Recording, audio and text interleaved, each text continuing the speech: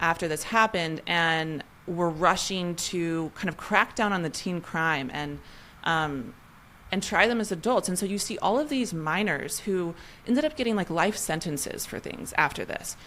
And I think that like the thing about these teen programs is that like you can see what's happening like nationally and politically at the time in the 80s and 90s, but then it was happening like inside religious groups as well. And all of these parents were freaking out about the fact that their kids were doing things like maybe smoking pot once, right? And or going to their churches, like with Mountain Park, it's about, you know, it was a Baptist organization. And so all these parents who were, you know, in their minds wanting to help their kids were sending their kid to this, you know, boarding school that was religiously run, that promoted corporal punishment, that was taking all of their money and was just like abusing their children in ways that is so destructive that we still see, you know, the harm of that even years and years later.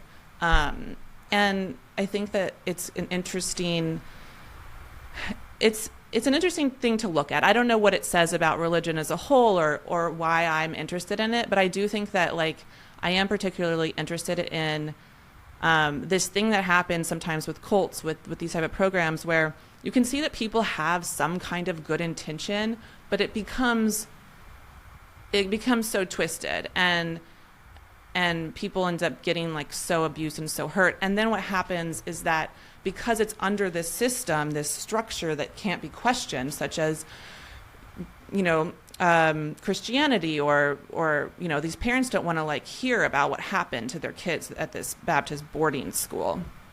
And so then there's a real pushback of any kind of conversation later about what harm was caused, because it's like pulling out like from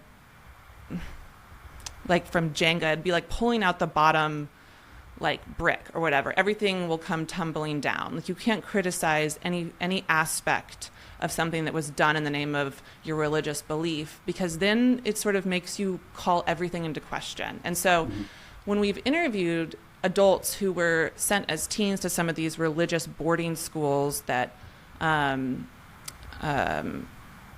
a lot of them, and so because we did a season on the Opportunist as well about one in Utah, and spoke with some adults who went through this wilderness therapy camp, which was incredibly abusive when they were teens. And a lot of them have said the same thing to us, which also Meg said to us, which is that like they went through this sort of like illegal detention center, basically. They were basically sent to jail as teens without ever having due process or ever committing a crime, really.